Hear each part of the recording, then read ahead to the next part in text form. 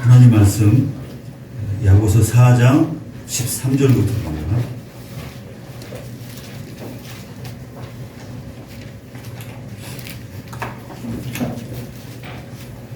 (4장 13절부터 17절까지) 13절부터 17절까지 제가 받도록 읽겠습니다. 들으라, 너희 중에 말하기를 오늘이나 내일이나 우리가 어떤 도시에 가서 거기서 1년을 머물며 장사하여 이익을 보리라 하는 자들아, 내일 일을 너희가 알지 못하는도다. 너희 생명이 무엇이냐? 너희는 잠깐 보이다가 없어지는 안개니라. 너희가 도리어 말하기를 주의 뜻이면 우리가 살기도 하고 이것이나 저것을 하리라 할 것이거늘 이제도 너희가 허탄한 자랑을 하니 그러한 자랑은 다 악한 것이라. 그러므로 사람이 선을 행할 줄 알고도 행하지 아니하면 죄니라. 아멘. 고성영 목사님 나오셔서 말씀 연구해 주시겠습니다.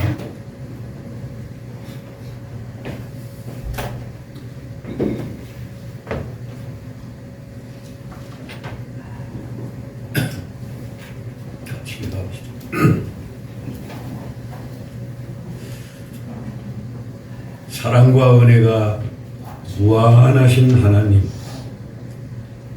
오늘 사경의 마지막 시간, 마지막 새벽 시간인데 이 시간에 피곤한 몸을 이끌고 하나님께 예배하며 하나님께 은혜 받기를 간절히 소원해서 나온 모든 하나님의 자녀들에게, 하나님의 종들에게 이 시간에도 성령께서 우리 마음을 열어주시고 전하는 자와 듣는 자가 다 하나님의 말씀으로 잘 받아서 마음에 심겨지고 그 말씀이 필요할 때마다 생각나서 그 말씀이 성령의 검이 되어서 모든 마귀의 시험을 이기게 해주시고 하나님의 뜻을 순종함으로 하나님께 영광을 돌리고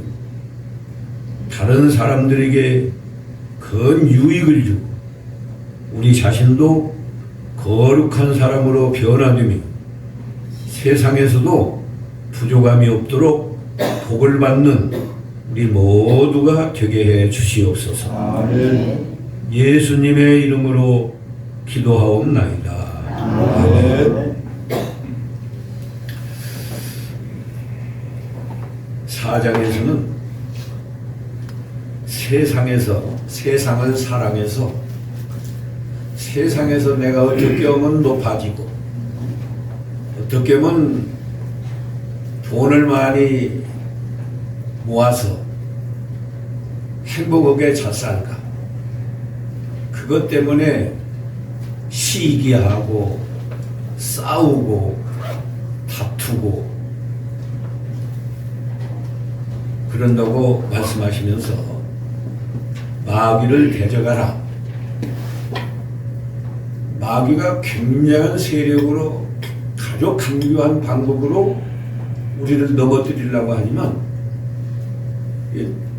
마귀의 계교, 속임수인 줄 알고 내가 이 마귀와 싸워서 이겨야겠다. 마귀를 대적하면 마귀는 달아난다고 그랬어. 마귀는 달아나서도 우리가 적극적으로 하나님의 뜻을 이루려면 하나님을 가까이 하라. 하나님을 가까이 하면 하나님이 가까이 해주신다는 거예요. 8절에 하나님을 가까이 하라. 그리하면 너희를 가까이 하시리라.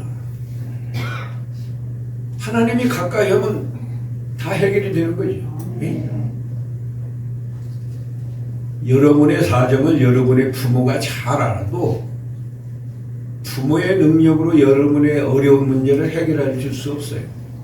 그러나 하나님은 전능하신 하나님이니까 다 해결해 주신다.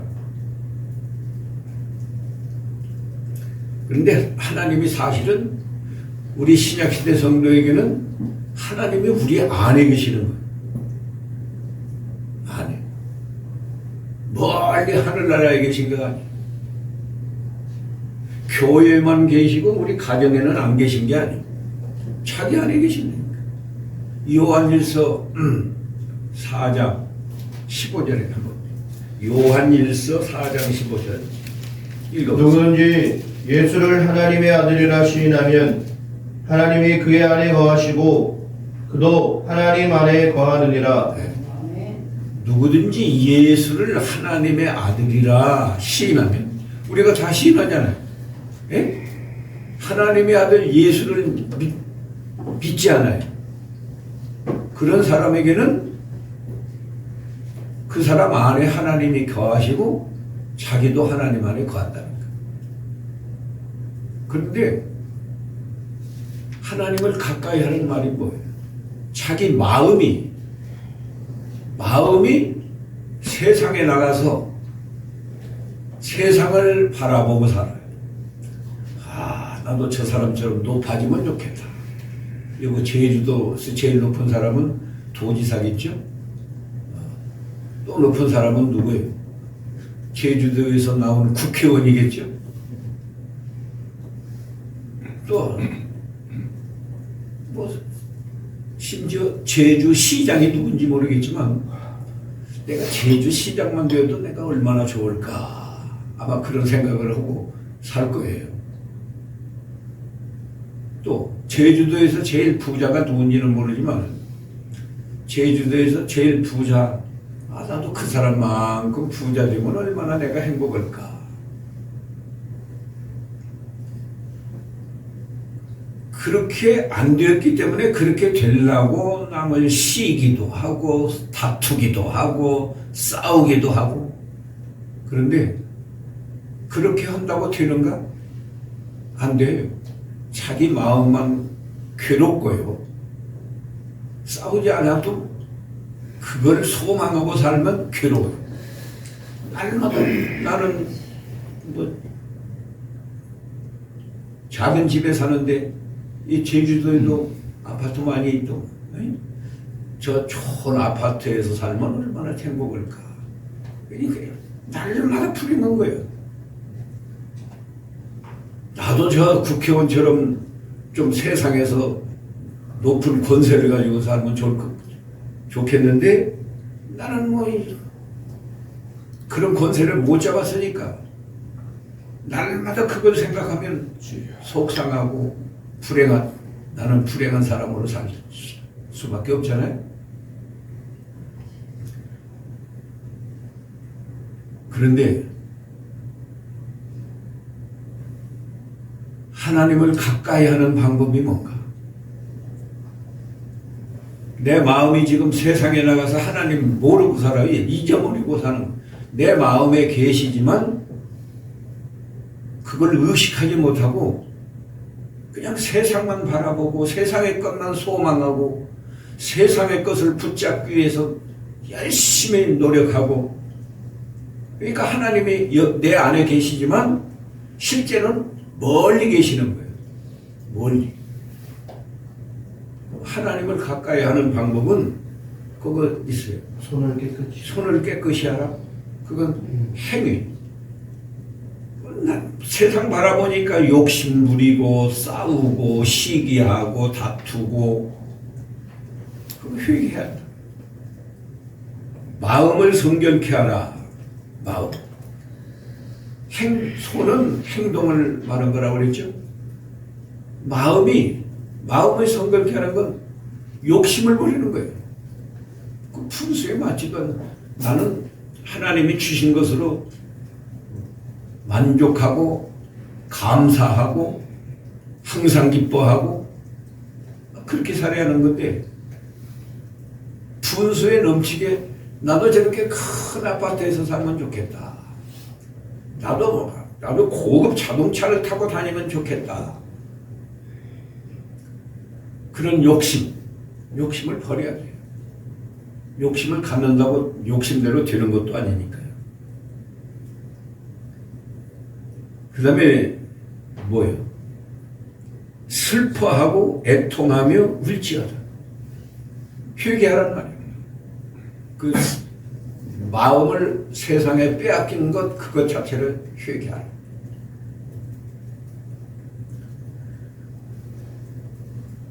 애통하며 울라고 그랬어요.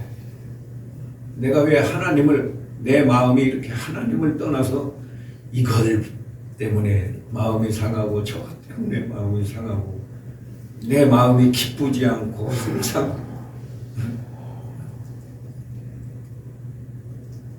불안하고 걱정하고 그것을 슬퍼하면서 애통하고 울면서 회개하라고 그래요. 너희 웃음을 애통으로 너희 즐거움을 근심으로 바꿀지어다. 마음이 하나님을 떠나서도요, 세상의 것으로 조금만 성공을 하면 즐거워한다, 기뻐한다. 그런데 그것을 슬퍼하고 애통하고 울라는 거예요. 웃음을 애통으로 너희 즐거움을 근심으로 바꿀지어다. 믿음을 떠나서, 믿음 떠난다는 게 내 마음이 하나님을 떠난 거예요. 마음이 하나님을 떠나서 세상에서 세상의 것을 소망하면서 그것이 조금 이루어지면 즐거워하고 웃고 그것을 회개하라고 그래요. 그래서 너희 웃음을 애통으로 바꾸고 너희 즐거움을 근심으로 바꿀지어다. 이렇게 회개해야 내 마음이 세상에 나가서 있다가 회개 자체가 하나님, 제가 이거 잘못했습니다. 그게 회개예요. 하나님, 잘못했습니다. 근데 하나님 할 때 마음이 하나님께로 가야지 여전히 세상에 두고 하나님 하면 하나님이 응답이 없어요. 응답이 없어. 하나님이 멀리 계시니까. 예. 철저히 회개하라. 10절에는 주 앞에서 낮추라. 주 앞에서 낮추라는 말은 겸손하라는 말이에요. 그냥 겸손하지 말고 주 앞에서, 하나님 앞에서, 하나님 앞에 서면 자기 정체가 다 드러난다. 내가 얼마나 교만한 사람인지, 내가 얼마나 분수에 넘치는 생각으로 보이는지, 내 속에 얼마나 더러운 욕심이 있는지, 얼마나 교만한지 주 앞에서 서면, 요한일서 1장 5절에 보면 하나님은 빛이다 그래서 빛이다. 하나님의 밝은 빛 가운데 내가 서 있으면 자기 정체가 다 드러나요. 화나니까.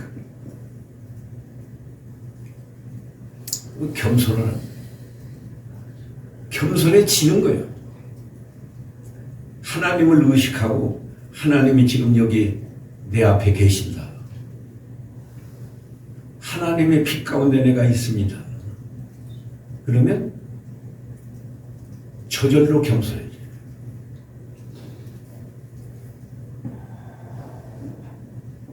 겸손해지면 하나님이 높여준다.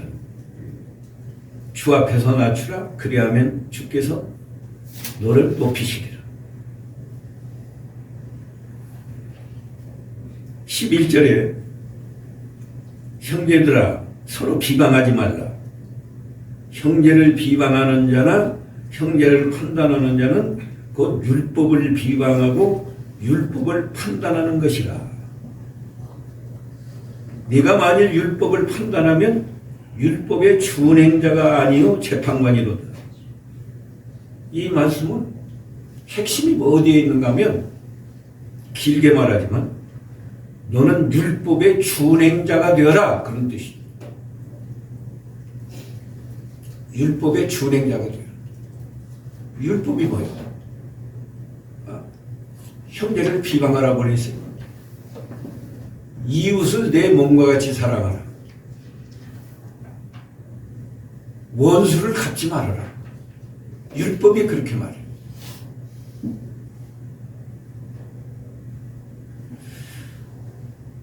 그런데 형제를 비판한다. 우리 예수님께서도 마태복음 7장 1절에서 5절까지 보면 너희가 비판을 받지 아니하려거든 하나님께 비판받지 아니하려거든 다른 사람을 비판하지 말아라.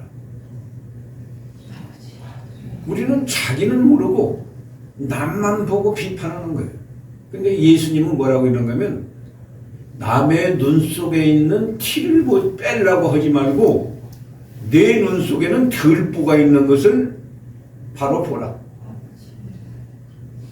내 눈 속에서 들보를 빼낸 다음에는 밝은 눈으로 형제의 눈 속에 있는 티를 빼줘라.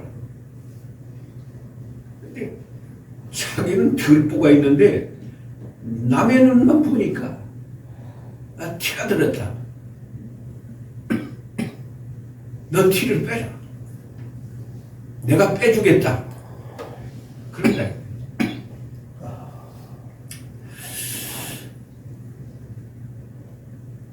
율법의 준행자가 되어라.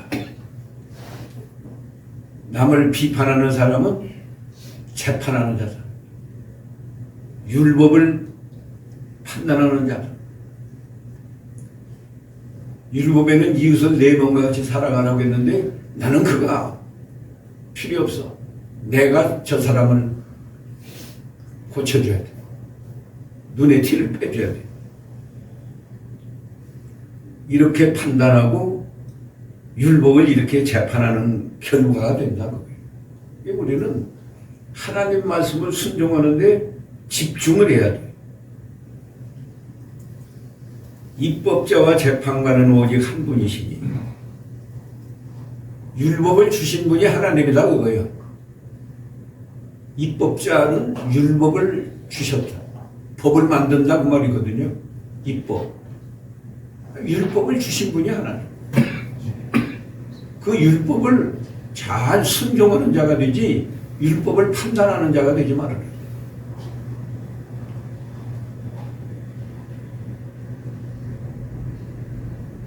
재판관은 오직 한 분이시다. 저 사람이 잘못했으면 하나님이 다 재판한다고 그래요. 하나님. 네가 재판하지 말아라. 저 사람이 정말 잘못했으면 반드시 하나님이 심판해요. 이게 목사 입장에서 볼 때는 다 보이거든요. 특히 이 하나님의 일, 교회 일에 대해서 하나님의 일에 대해서 방해하고 대적하고 그런 사람은요 목사가 볼 때 두려워요. 저 사람 저렇게 가다가는 하나님이 반드시 벌을 주실 건데 벌을 주실 건데 그러니까 불쌍하고 그 사람을 위해서 기도하게 돼요. 기도하게 돼요. 제가 겪어봤다니까요. 겪어보니까 저도 부족한 것이 많지만 그래도 내가 안 한 일을 했다고 거짓말로 나를 비방하고 뭐 덤터기를 씌우고 너무 억울해서 잠이 안 오더라니까요. 그래서 어떻게 기도했는가 하면 자다가 벌떡 일어나 잠이 안 오니까 하나님 제 마음을 아시죠? 그렇게밖에는 기도 못해요. 하나님 제 마음을 아시죠? 그랬더니 안다. 내가 네 마음 안다. 그 소리 들으니까 마음이 가라앉아서 다시 잠을 잤어요. 잠자다가 벌떡 일어나는 얼마나 억울하고 원통하면. 근데 지내놓고 보니까 10년도 안 됐는데 10년이 뭐예요? 당장 결과가 다 나타나죠. 결과. 우리가 나에게 저 사람이 손해를 많이 주었어도 미워하면 안 돼요. 미워하면 안 돼요. 원수를 사랑하라고 했잖아요. 원수를 사랑. 우리가 주기도 할 때 뭐예요? 우리에게 죄 지은 자를 우리가 사해 준 것 같이 우리 죄를 사해 주시옵소서. 그게 우리를 위한 기도 첫 번째예요. 주기도가요. 주님이 가르쳐 주신 기도가 첫째, 하나님을 위한 기도. 두 번째, 우리를 위한 기도. 세 번째, 하나님께 영광 돌리는 기도예요. 하나님을 위한 기도가 뭐예요? 하늘에 계신 우리 아버지, 이름이 거룩히 여김을 받으시옵소서. 그러고 그냥 막 지나가, 뭔 의미인지도 모르고 그냥 그걸 외우고 지나가는데, 그렇게 사실은 그건 기도도 아니에요. 하늘에 계신 우리 아버지요. 하늘에 계시니까 하나님은 얼마나 높고 위대하시고 죄가 없는 깨끗한 세계에 계시는 하나님. 그 하나님을 의식하면서 이름이 거룩히 여김을 받으시옵소서. 누구에게서? 나에게서. 나를 통해서 주님의 이름이 거룩히 여김을 받으소서. 우리 가정을 통해서 주의 이름이 거룩하게 여김을 받으소서. 우리 교회를 통해서 이름이 거룩히 여김을 받으소서. 그런 거예요. 또 하나님의 나라가 임하옵시며 어디에? 내 마음에 하나님의 나라가 이루어지게 하옵소서. 우리 가정에 하나님의 나라가 이루어지게 하옵소서. 우리 교회에 하나님의 나라가 이루어지게 하옵소서. 우리 나라에 하나님의 나라가 이루어지게 하옵소서. 그렇게 기도하는 거예요. 세 번째, 뜻이 하늘에서 이루어진 것 같이 땅에서도 이루어집니다. 땅에서 어디서? 내 마음속에서 하나님의 뜻이 이루어지게 하옵소서. 나에게서 하나님의 뜻이 이루어지게 하옵소서. 우리 가정에서 하나님의 뜻이 이루어지게 하옵소서. 우리 교회에서 하나님의 뜻만 이루어지게 하옵소서. 이렇게 기도하는 거예요. 주기도 툭툭툭툭 지내가는 게 그게 사실은 주기도가 아니에요. 그 마음속에서 그 생각을 다 하면서 지내가는 거예요. 그리고는 이제 우리를 위한 기도가 첫 번째가 우리가 우리에게 죄 지은 자를 사하여 준 것 같이 우리 죄를 사하옵소서. 그러니까 우리에게 죄 지은 사람, 나에게 죄 지은 사람, 용서 못한 사람은 용서해 달라고 해도 하나님이 용서 안 해줘요. 회개합니다. 회개합니다 해도 하나님이 회개 받아주지 않아요. 우리에게 잘못한 사람, 나에게 잘못한 사람 다 용서했어야 그 기도를 하나님이 받아주는 거예요. 그러니까 목사는요, 교인 중에 한 사람만 미워하는 마음을 가지고 있어. 저 사람 아주 말썽꾸러기야. 차라리 안 나오면 좋겠어. 그런 마음을 가진 사람은 기도해도 하나님이 안 들어줍니다. 안 들어줍니다. 그래서요, 미워까지 안 해도 가정에서 가령 부부끼리 언쟁만 했다.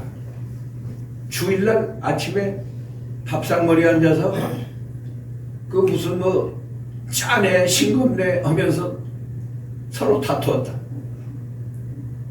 그거 주일날 가서 설교하려면 설교가 안 돼요. 안 되는 거예요. 그냥 원고를 읽을 수는 있겠지만 하나님이 함께 하지 않아요. 그러니까 교인들이 감동을 못 받아.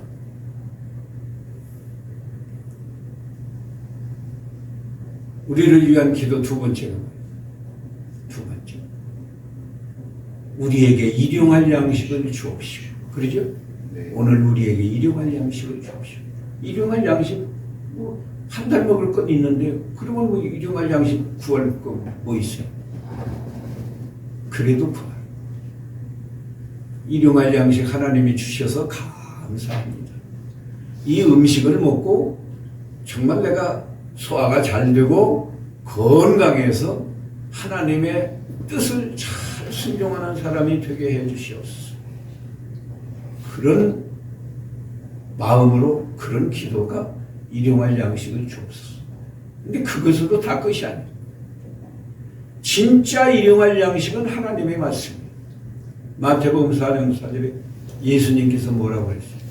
사람이 떡으로만 살 것이 아니요 하나님의 입에서 나오는 모든 말씀으로 살 것이니라 그랬잖아요. 마귀는 예수님이 40일 지금 금식해서 배가 너무너무 고픈 거예요. 그런데 마귀는 아니 흔한 돌로 떡을 만들어서 먹어. 너 능력 있잖아. 하나님의 아들이면. 거기서 먹으면 마귀가 봐라. 예수도 배고프니까 돌로 떡을 만들어서 먹어. 떡이 최고야. 뭐 이것저것 해도 떡이 최고야. 떡이 최고라는 말은 돈이 최고야. 그래. 똑같아요. 의미가. 근데 지금 세상이 다 마귀에게 속아서 무엇가 최고입니까? 돈이 최고예요. 돈이. 주기도 하나님이 듣지 않는 주기도를 하고 지내가는 거예요. 우리에게 일용할 양식을 주옵소서. 일용이라는 건 하루 먹을 양식이에요. 우리는 육신의 양식도 하루 먹을 양식 있으면 충분한 거예요. 아, 오늘 일용할 양식 하나님이 줬으니까 또 내일은 오늘 일용할 양식 하나님이 주시고. 그런데 우리는 10년 먹을 것을 저축해 놓고도 걱정하는 거예요. 10년 먹을 것을 저축해 놓고도 걱정. 그 다음에 우리를 위한 기도 세 번째는 뭐예요? 우리가 시험에 들지 않도록 지켜달라는 기도. 날마다 시험이 와요. 날마다. 속상하고 낙심되고 걱정되고 불안하고 그런 사건, 그런 환경, 그게 다 시험이라니까. 시험이 없을 때는 항상 기뻐하고 쉬지 말고 기도하고 범사에 감사하고 이게 정상적인 성도의 생활이에요. 근데 항상 기뻐해야 하는데 오늘 무엇 때문에 걱정이 된다. 무엇 때문에 마음이 상한다. 그게 시험이에요. 마음 상할 일이 있으면 항상 하나님께 기도해요. 마귀에게 속아서 잠깐 속이 상했어도 내가 마귀에게 속았고 하나님 회개하면 그 마음 상했던 것이 다 풀어져서 마음이 평안하고 기쁘고 감사가 나오고 그래야 이게 기도를 제대로 한 거예요. 이제 진행합시다.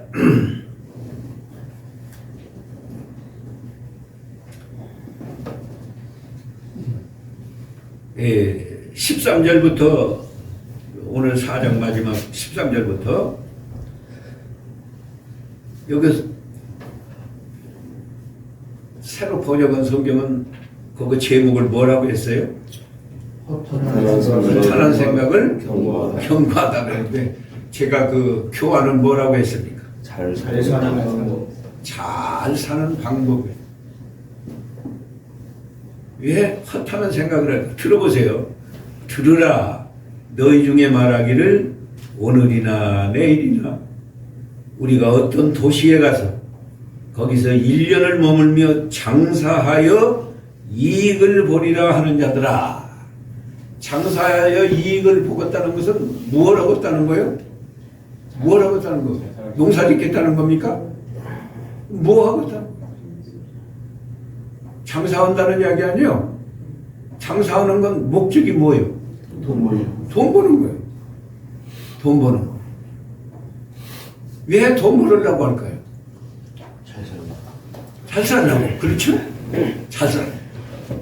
잘 살려고. 돈만 많이 벌면 내가 행복하게 살 수 있다. 이렇게 생각하는 거예요. 그런 방법으로 잘 사는 게 아니야. 진짜로 잘 사는 법을 지금 13절부터 야고보가 하나님의 계시를 받아서 말해주는 거예요.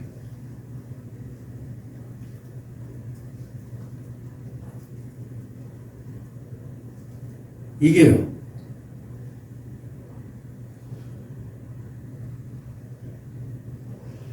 14절 내일 일을 너희가 알지 못하는도다. 내일. 그 사람이 어느 도시에 갔다고 합시다. 자기가 계획을 잘 세웠어요. 아주 잘 세웠습니다. 오늘이나 내일이나 하는 것은 아주 그 기회를 딱 포착했어. 좋은 기회를 포착했어.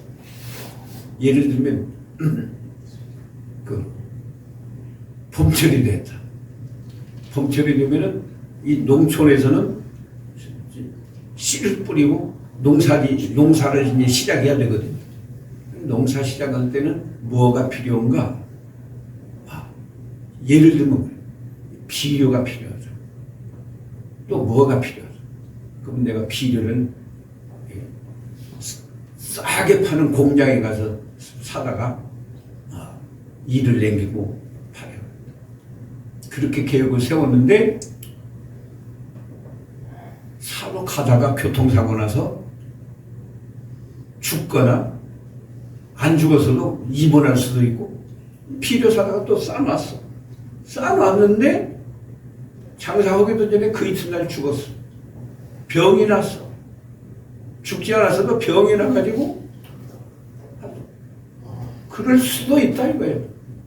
인간의 계획이 뭐 계획대로 되나요?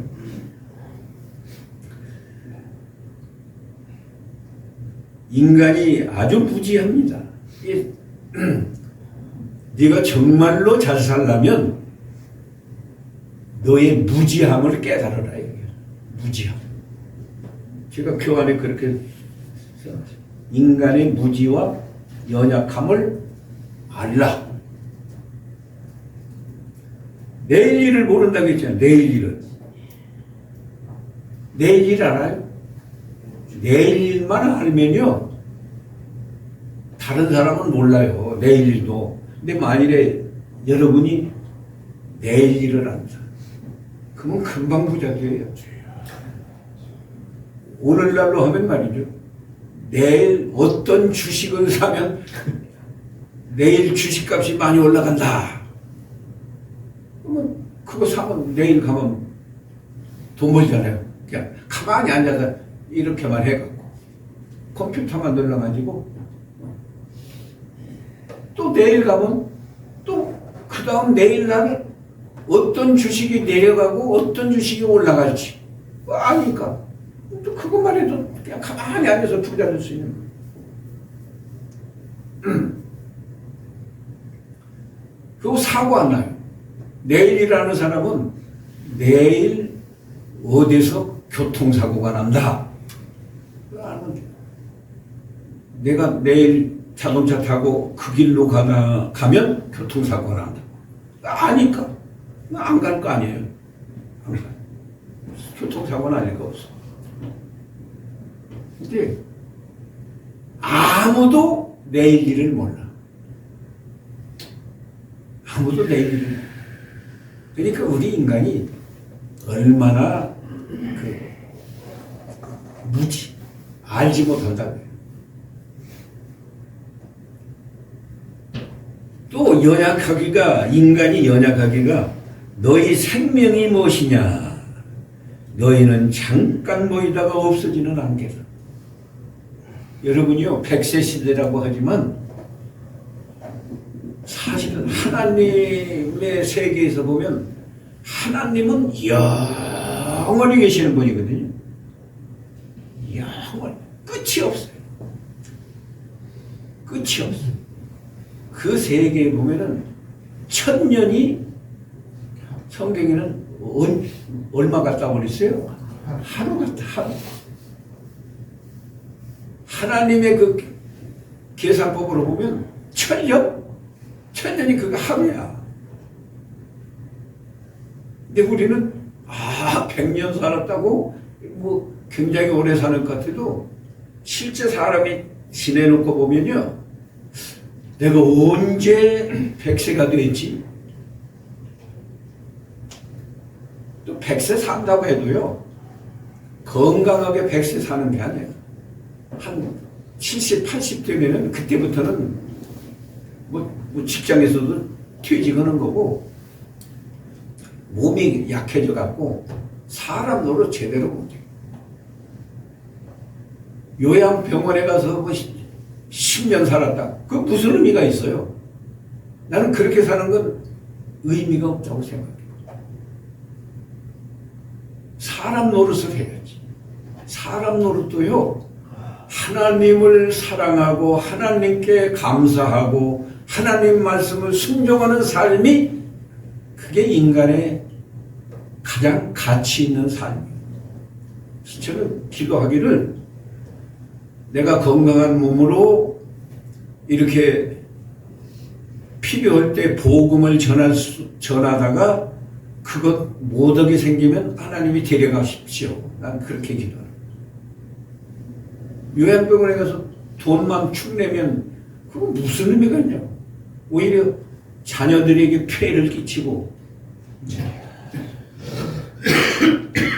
가족에게 폐해를 끼치고.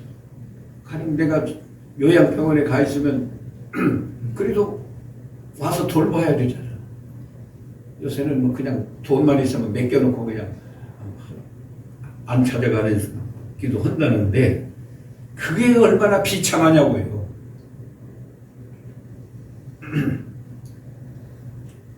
우리 생명이 안개와 같은 거예요. 그러니까 겸손해야죠. 겸손해. 무지하고 연약한 것을 깨달아서 겸손을 하고, 겸손을 하고.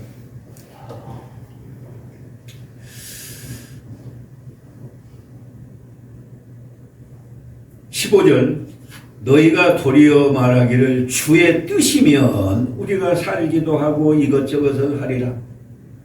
주의 뜻, 하나님의 뜻만 이루어지는 거예요.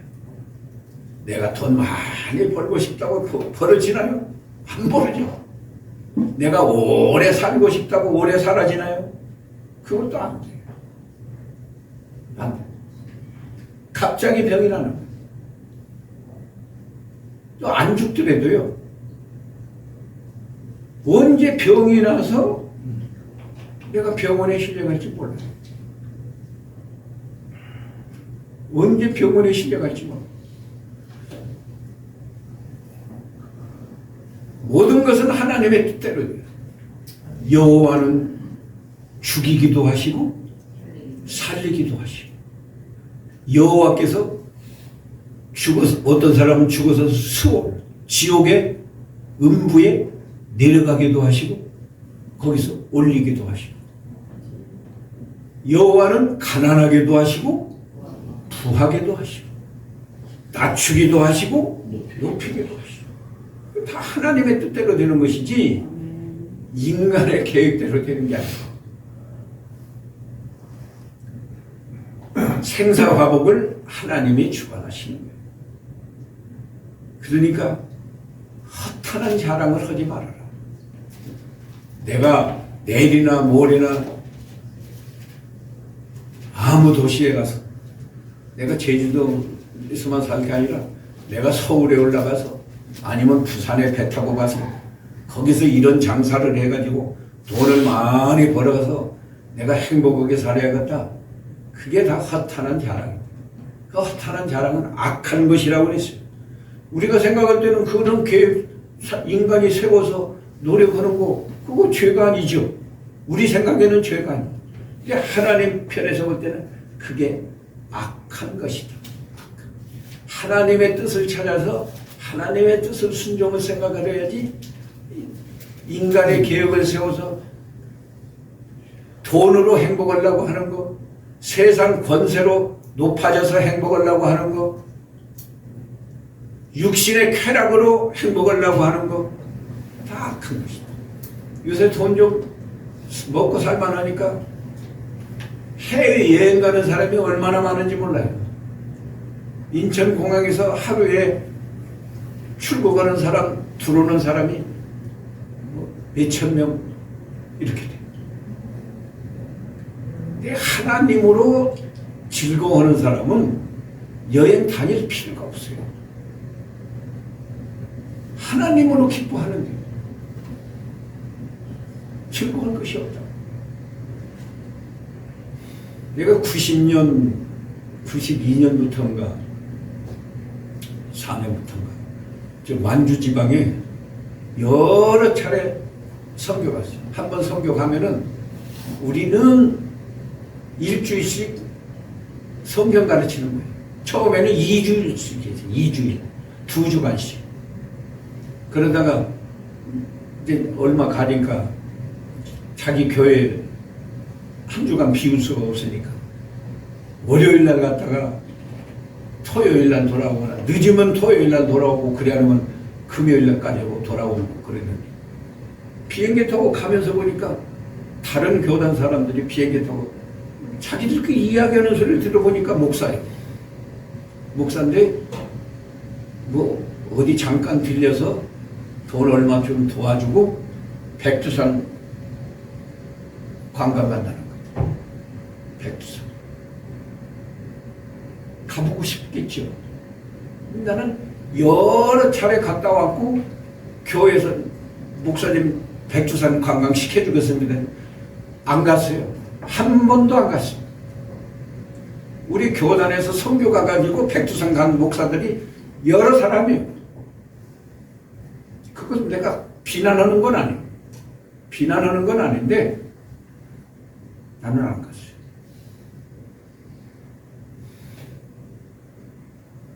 거기 갈 시간이 어디 있냐. 거기 갈 시간 있으면 그냥 빨리 한국으로 돌아가서 교회 돌아와야지.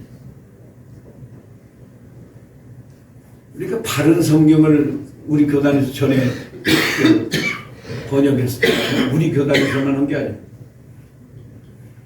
합동층 목사들 여러 교회 심지어 순복음교회 목사도 참여해서 비용 내고 다 그렇게 해서 바른 복음을 번역을 했는데 그때 번역위원이 한 20명쯤 돼요. 근데 거기에 나도 참여를 했어요. 그랬더니 1년인가 2년 이제 거의 다 완성되었을 때 그 번역위원회에서 수고한 목사들, 교수들 저기 성지 수제 공짜로 시켜줘요. 부부 동반해서. 나도 갈 기회가 있었어요.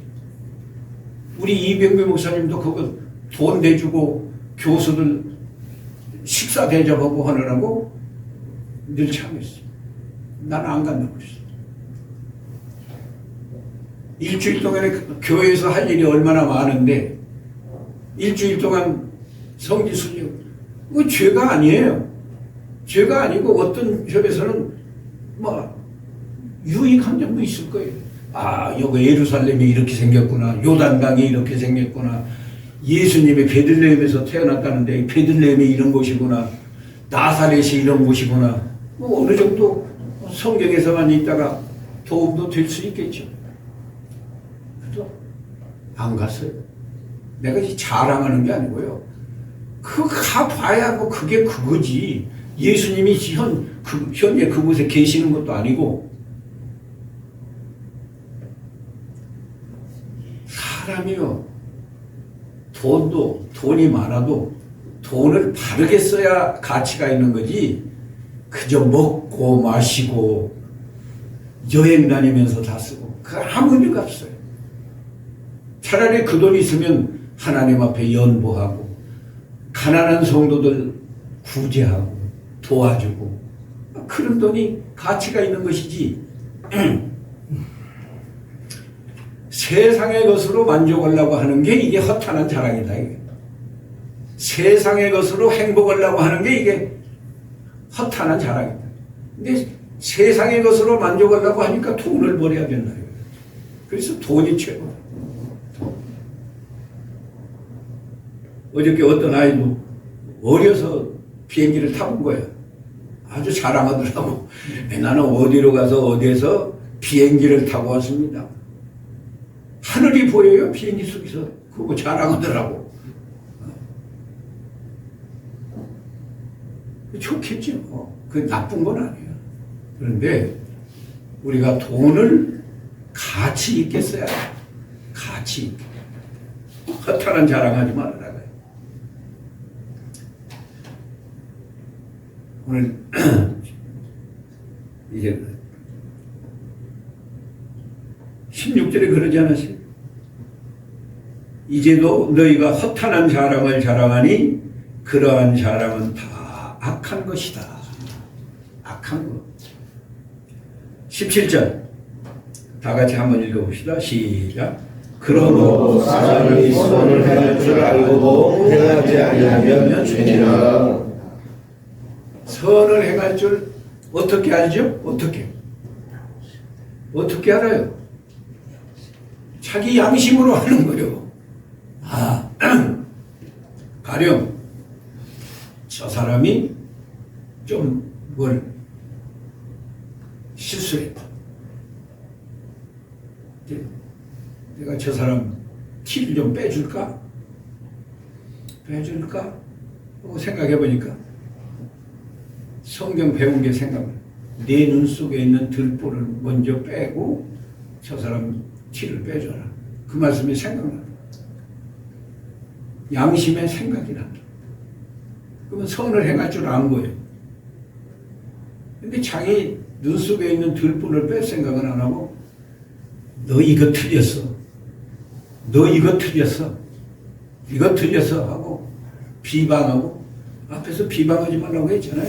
11절에서 비방하고 자기는 답인 줄로 알고 교만하고 그게 악한 것이다. 악한 것.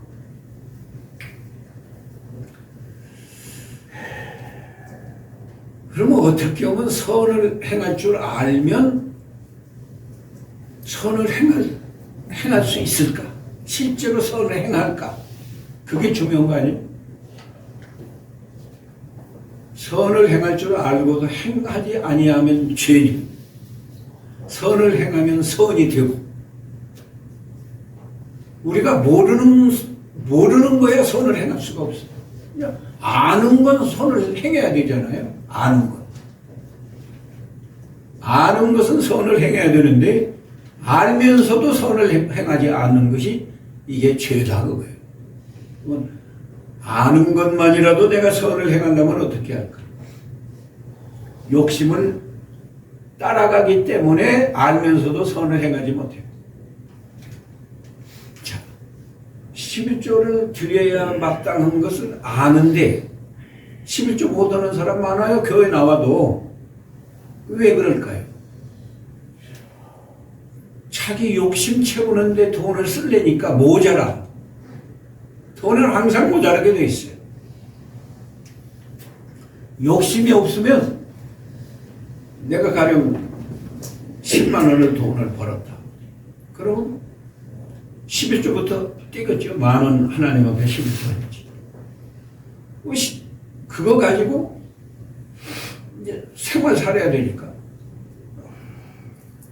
생활에 쓰고 아이 학비 주고 뭐 하고 그렇게 쓰는데 욕심에 사로잡히면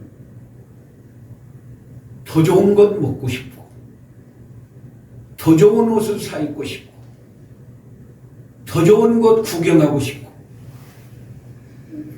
그렇게 생각하니까 돈이 모자라는 거예요. 10만 원 벌었어도 뭐 20만 원 있으면 좋겠고 20만 원 버는 사람은 30만 원 벌면 좋겠고 30만 원 버는 사람은 50만 원 벌면 좋겠고 뭐 욕심이 한이 없어요. 그러니까 11조를 못 하는 거예요.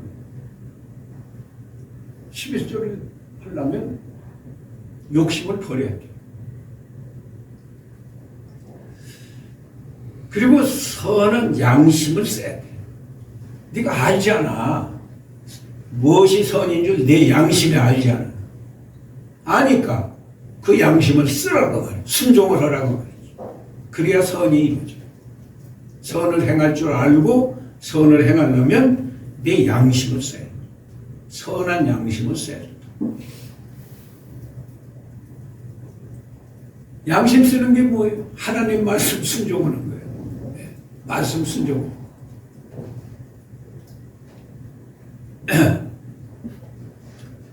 이렇게 살면 하나님이 복을 주어서 잘 살게 되는 것이야. 예? 네. 여러분은 잘 산다는 게 돈이 많고 큰 집에 살고 좋은 자동차 타고 다니면 그게 잘 사는 줄로 알지만 아니에요. 내 마음이 항상 기쁘다. 그게 최고의 행복이야. 네. 항상 기뻐하라. 항상 기뻐. 조금 시험이 와. 조금 어려운 일이 있어. 시험에 들려고 해. 그런 사건이 있어. 그럴 때는 항상 기도해. 하나님. 제 사정, 우리 가정 사정 하나님이 다 아시죠? 아시니까 하나님의 이름이 거룩히 여김을 받으시도록 도와주십시오. 이 문제를 해결해 주십시오. 그렇게 기도합니다. 항상 기도. 범사에 감사합니다. 하나님이 이만큼 주셨으니까 내가 가난해도 하나님이 이만큼 주셨으니까 하나님이 보실 때는 이만큼이 내게 꼭 필요한 거예요. 돈을 더 많이 줬으면 어떨까? 그건 예수 안 믿는 사람. 안 믿어. 너는 이만큼만 줘야 예수를 믿고 믿음 그래도 좀 잘 지킬만 하니까 이만큼만 준 거예요. 그러니까 감사해야지. 감사. 또 돈을 이만큼 줬어. 더 많이 줬어. 전보다 이렇게 많이 준 거 감사합니다. 이 많이 줬으니까 이 많이 준 돈을 전보다 더 하나님이 기뻐하시는 곳에 써야지. 써야 돼. 잘 사는 법. 너 자신의 인간의 무지와 연약함을 알아라. 예. 인간이라고 했지만 나 자신이 얼마나 무지하고 연약한가를 바로 깨달아라. 그러면 겸손해지겠죠. 겸손. 그리고 주의 뜻만 이루어져. 내 계획대로 다 되는 게 아니야. 주의 뜻만 이루어지는 줄 알고 주의 뜻을 찾아서 순종해. 순종. 그리고 선을 행할 줄 알았으면 선을 행해. 알고도 행하지 않으면 그건 죄야. 욕심을 버리고 선한 양심을 써서 하나님 말씀을 잘 순종함을 그렇게 살면 하나님이 필요한 거 척척 채워줘. 척척 채워줘.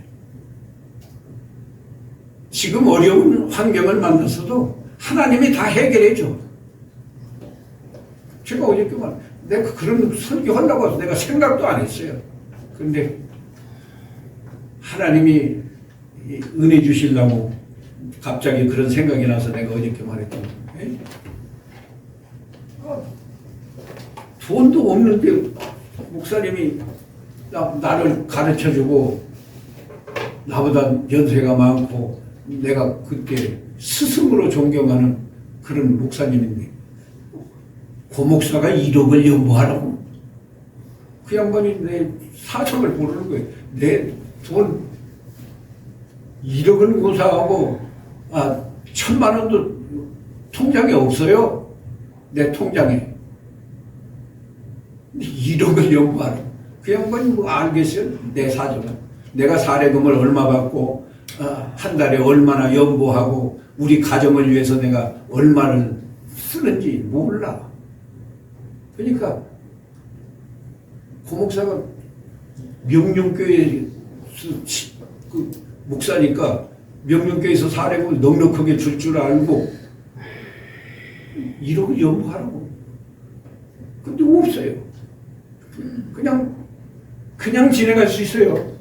목사님은 그래서 내가 돈이 없는데 어떻게 1억을 합니까? 지내갈 수 있는데요. 하나님께 기도를 하니까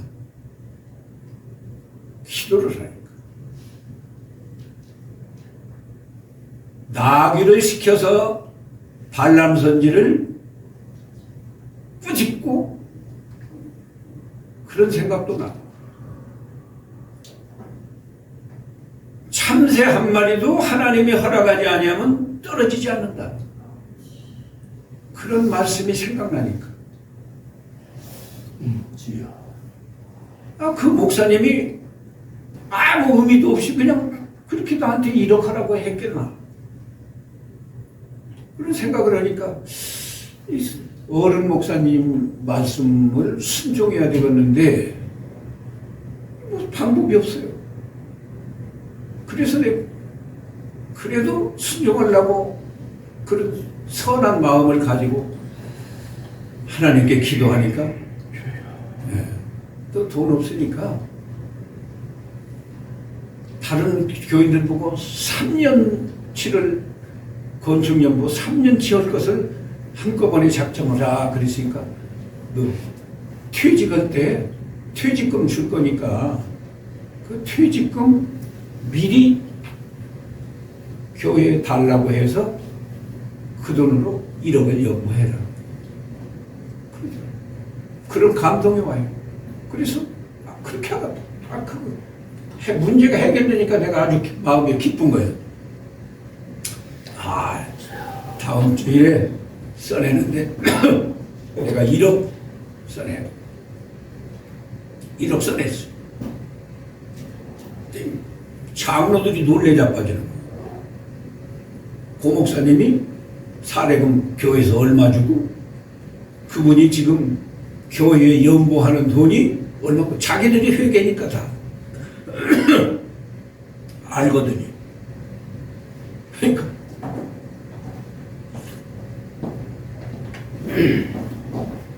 그래서 제가 퇴직금을 미리 주십시오. 이 다음에 1억이 넘으면 퇴직금이 1억이 넘으면 넘는 분만 나를 주고 1억을 이렇게 일본 말로는 마이가리라고 하는데 미리 땡겨서 달라고. 그랬더니 자기들이 의논해서 한다고 그러더니 그 돈은 안 주고 월급을 배로 올려주더라니까요. 여러분이 교회에서 장로들에게 사례금 올려주세요 해보세요. 그 쫓겨나요. 쫓겨나. 이 돈밖에 모르는 목사구나. 쫓겨난다. 나는 교회에서 한 번도 사례금 올려달라 소리 내가 해본 일이 없어요. 진짜 배로 올려주더라니까. 배로. 사람이요. 하나님 앞에서 충성하려고 하고 하나님 앞에서 바로 하려고 하면 하나님이 엄청난 복을 줘요. 예? 제주도에 있는 우리 목사님들 내가 고생하는 거 잘 알아요. 잘한다. 어려운 건 내가 잘 알아. 네. 어렵다고 낙심하지 말고 어렵다고 그 뭐 이렇게 위축되지 말고 내가 목숨을 걸고 하나님 앞에 충성해야지. 그러면 맡겨요 하나님께. 내 사정, 내 어려운 건 하나님께 맡기라고. 하나님이 알아서 착착 주셔. 어떻게 주셔요? 착착 주십니다. 오늘 또 10분 오버된 기도합시다. 거룩하신 하나님 아버지, 오늘도 하나님을 가까이 하는 법 깨닫게 해주시고 잘 사는 법을 깨닫게 해주셔서오니 이 말씀이 우리 마음에 심겨져서 이 말씀대로 순종함으로 하나님께 영광을 돌리고 다른 사람에게 유익을 주고 교회에 유익을 주는 목사가 되고 교회에 유익을 주는 장로, 집사, 권사, 성도 다 되게 해 주시옵소서. 예수님의 이름으로 기도하옵나이다. 아멘. 이 교환을 여러분이 꼭 가지고 와서 잘 읽어보면서 이 설교 시간에 혹시 잘못 들었던 잊어버렸던지 한 것도 그 교환을 잘 보고 이게 무슨 뜻인지 이렇게 자주 읽고 그 말씀이 마음에 심겨지도록 그렇게 하시기 바랍니다. 네.